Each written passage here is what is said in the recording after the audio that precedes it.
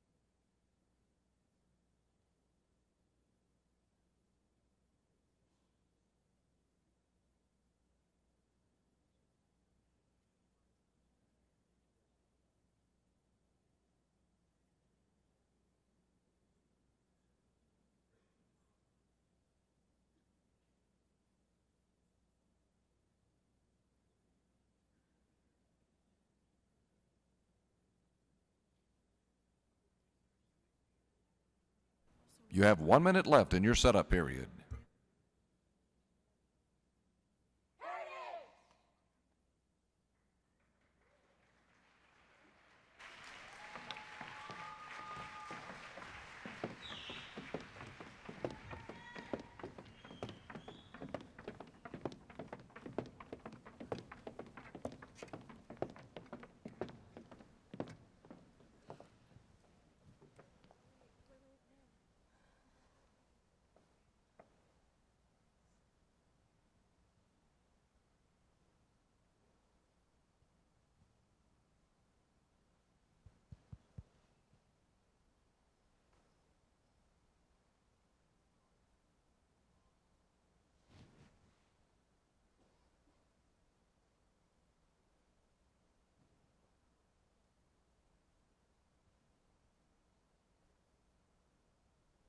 You may now begin your presentation.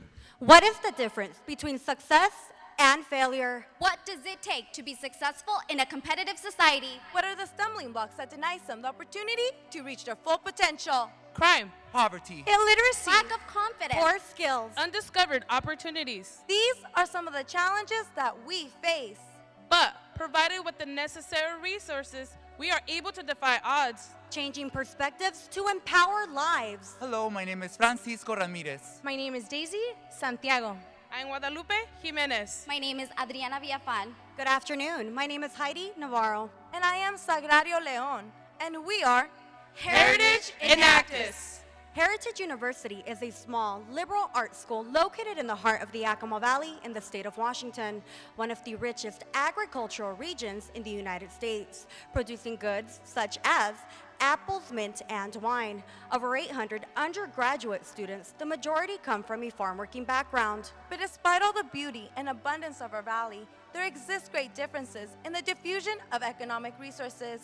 Much of the labor required is seasonal and pays at minimum wage or below. Our county is fourth from the bottom on average weekly wages of all large counties in the U.S. More than 20% of our households subsist below poverty level. High school dropout rates are 3 times higher than that of the state average. Increase in gang violence over the past 4 years. And a 90% financial illiteracy rate. Because we refuse to accept the status quo, we've incorporated a network of 31 partners to obtain the necessary resources and remediate our most pressing needs. This year, we have chosen to work on 31 projects that focus on people, the planet, and profit. Due to limited time, we will only present on 3, Camp Seed, Adentro, and Advance Feliz, as they clearly define our vision for effectively empowering people in need by applying business and economic concepts in an entrepreneurial approach. Throughout our presentation, you will notice that each of our key initiatives have been developed by utilizing and expanding resources emanating from our legacy programs. Let us begin. For the past 20 years, Yakima County has remained on the top of the list for most gangs per capita of all large counties. Through our long-standing partnership with the Washington State Department of Financial Institution, we were invited to apply for a $15,000 grant to use in a way that would create the most impact with our underserved population.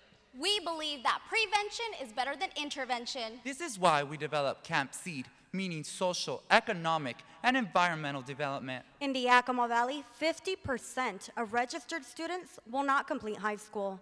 From our experience working in classrooms, we knew creating a summer camp targeting at-risk youth would be the best way to make use of the financial resources offered. But the grant alone would not be enough. Budgeted expenses would amount to $35,000.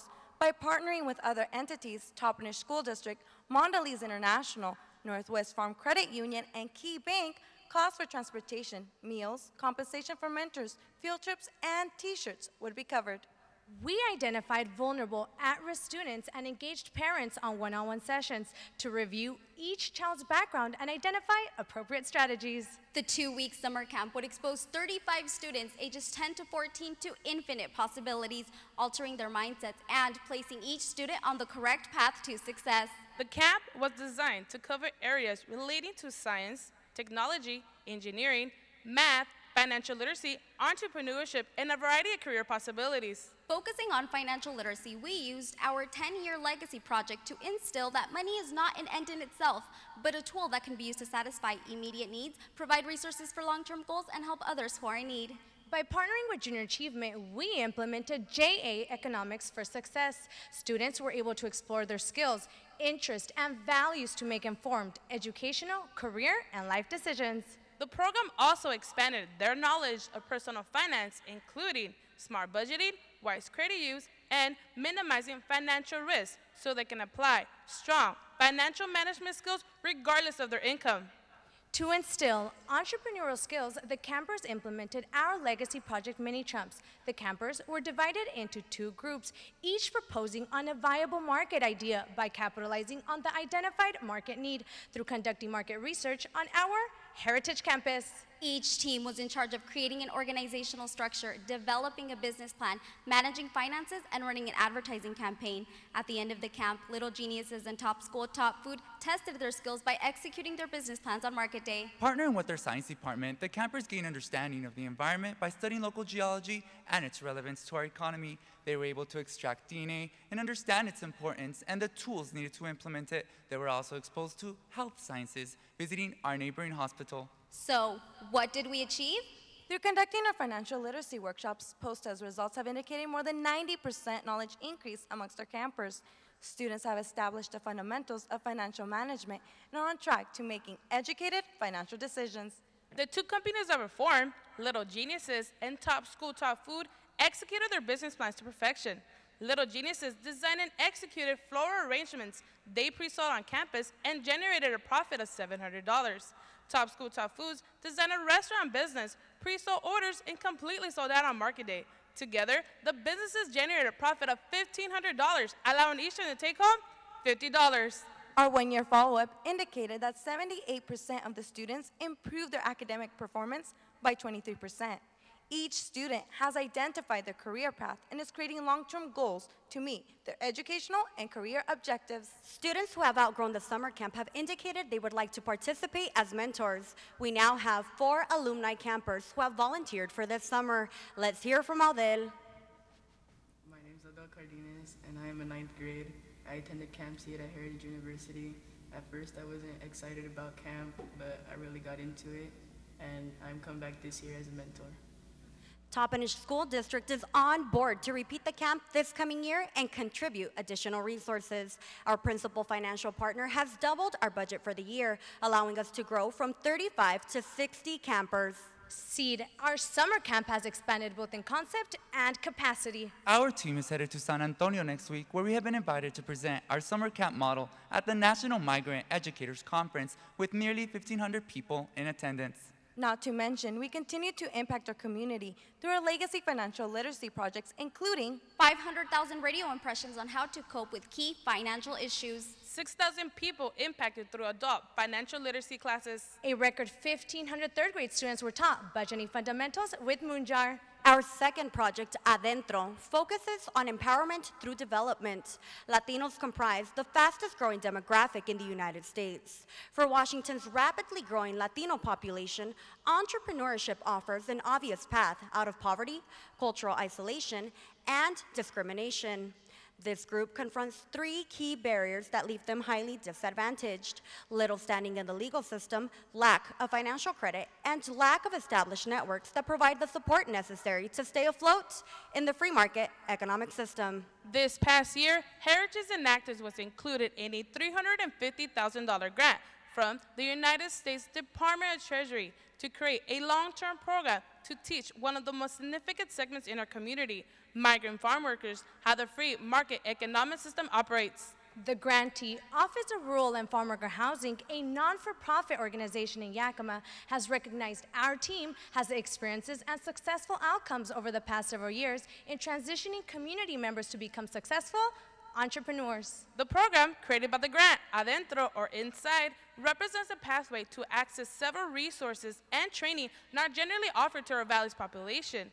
The program will be conducted in English and Spanish. We developed and implemented 10 modules to teach the fundamentals of developing a business plan and its purpose, organizational skills, banking and credit procedures, familiarization with labor laws, and strategic marketing. Entrepreneurs also learn how to conduct basic accounting and documentation using programs such as Word, Excel, and how to access online resources to establish a virtual market. Other sessions included experts in the field of taxation issues, identifying available resources and how to use them, technical issues relating to farming, insurance, and how to present themselves in a professional manner when meeting a resource provider. What initially started out as a training program tailored to farm ownership has now been modified to include entrepreneurs of varying business interests by popular demand. A second session has now been scheduled and is underway. Currently, 15 members are enrolled in our training program with a variety of business aspirations such as farming, truck repair, and ranching. One of the participants indicated that our training program has allowed them to access funds that were previously not available. Gracias, como dijo mi hermano, estamos agradecidos con estos jóvenes, realmente su ayuda es invaluable.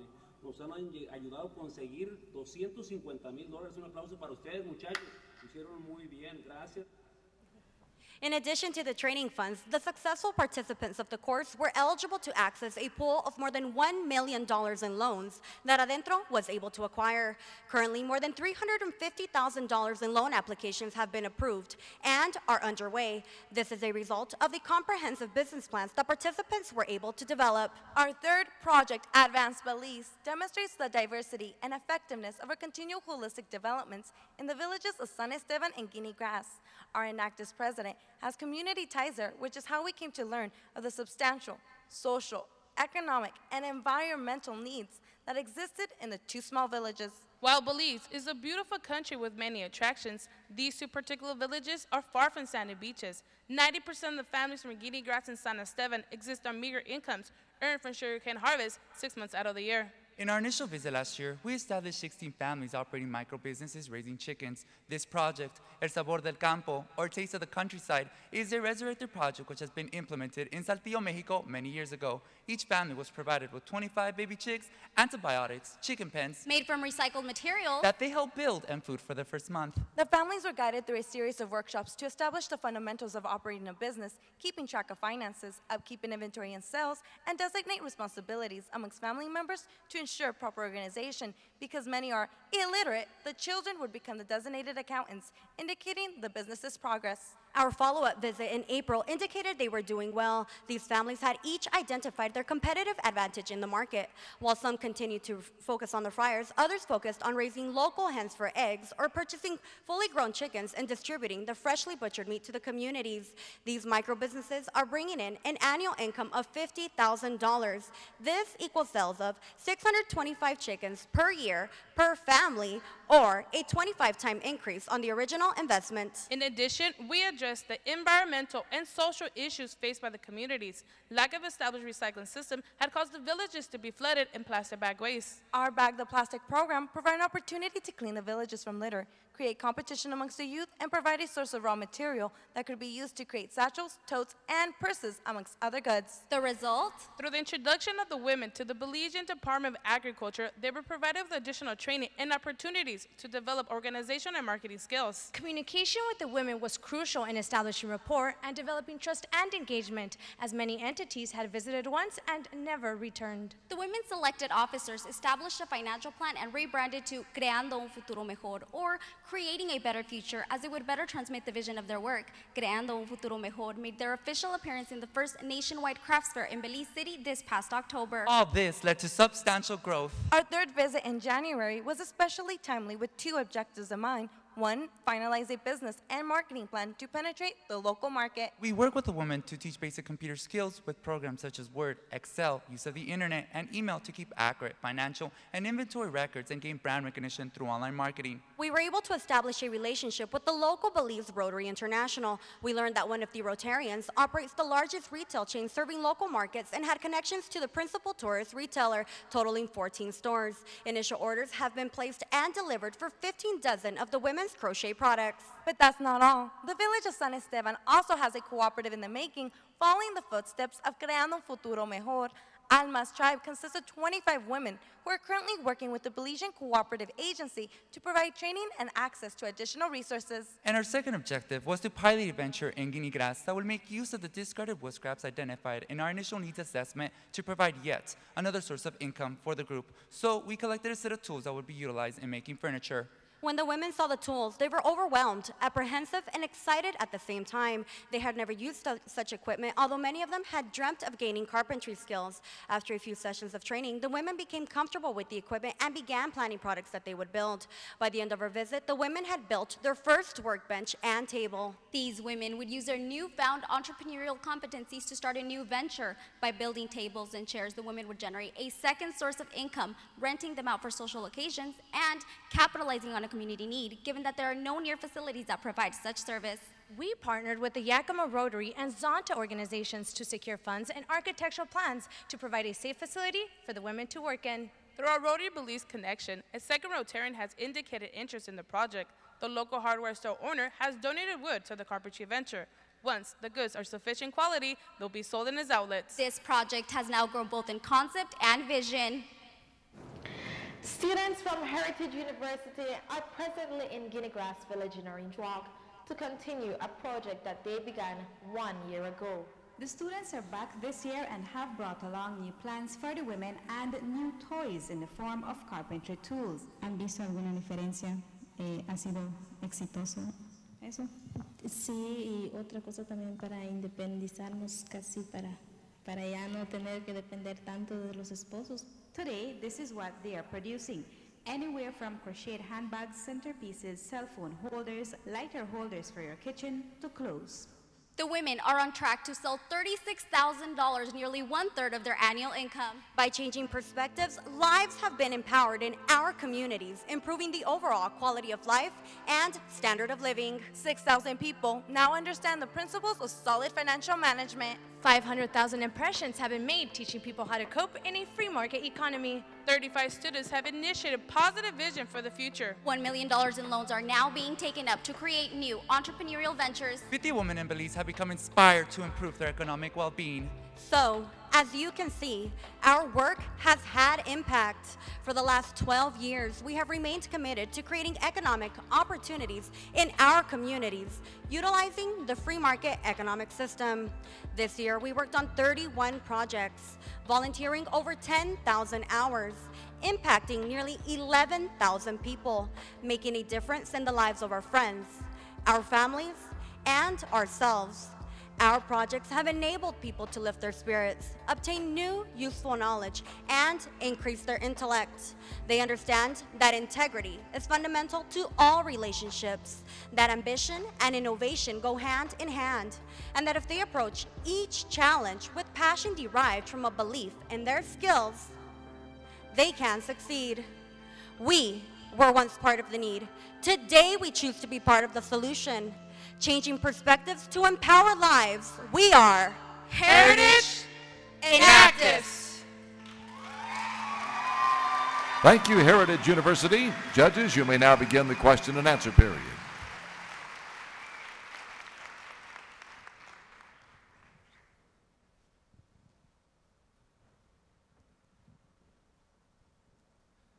Thank you. With respect to your SEED program, in addition to providing mentorship opportunities for prior campers, have you thought of a way to reconnect with prior campers outside of just mentorship? And if you haven't, do you think it's important to do so as you go forward? As we mentioned in the beginning of our presentation, we did an annual follow-up, and it was a pilot project, so we're going to continue to follow up and hopefully be expanding that mentorship with the students. You've made a good point. Currently, as we did mention in our presentation, currently we do have new students who have come on board to become mentors. I think that because we've been able to make an impact and we've been able to maintain that relationship with these students, we've been able to keep that ongoing relationship with them, and it will continue throughout the years. On the projects you outlined today, right here, can you tell me some of the obstacles you faced and what did you learn in dealing with those obstacles? I would have to say that one of our biggest challenges that we faced this year would be the communication with the women in Belize. Just for the given fact that when we started with these women, they did not know how to use technology. They had never been exposed to such source.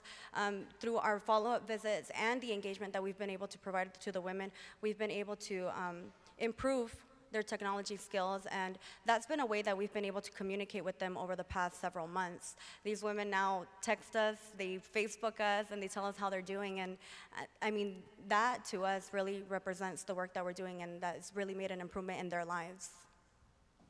Over here. Thank you.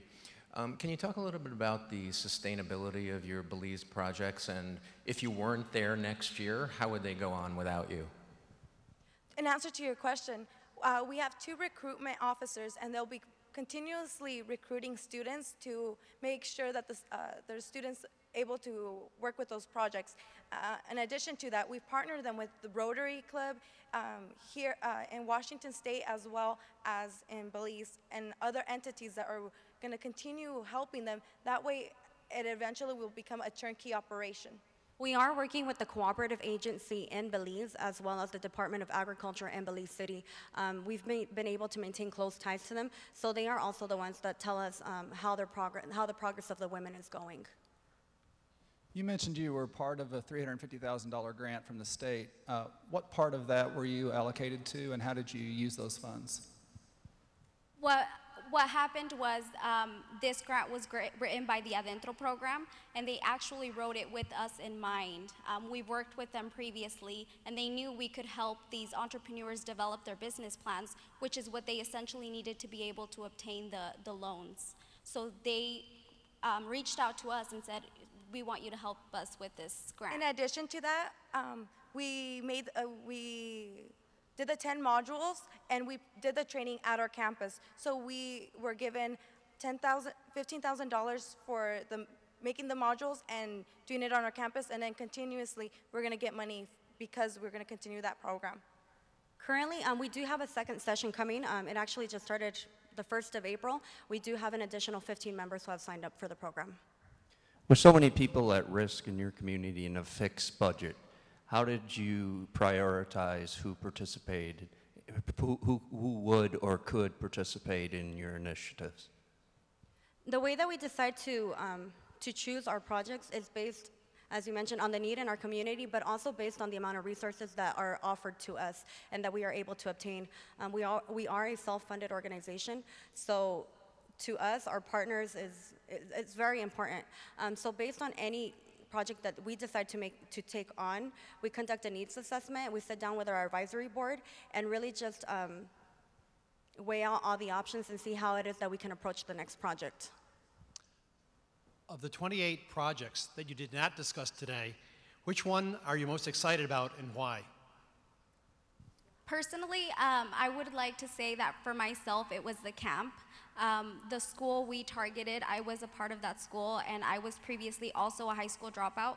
So being able to participate in this project, I identified directly with these students and what they were going through. So I wanted to become a role model, just as we all did in participating in the program, but I know we all have that connection with each project that we work with. So. One of the projects that we didn't present that we do believe has a tremendous amount of impact in our community would be our Polish Your Market Value event, for the reason being that we do come from an isolated community. Our students are not exposed to Fortune 500 companies or the typical corporate. The question and answer time has expired. Judges, join me in thanking the Heritage University Enactus team.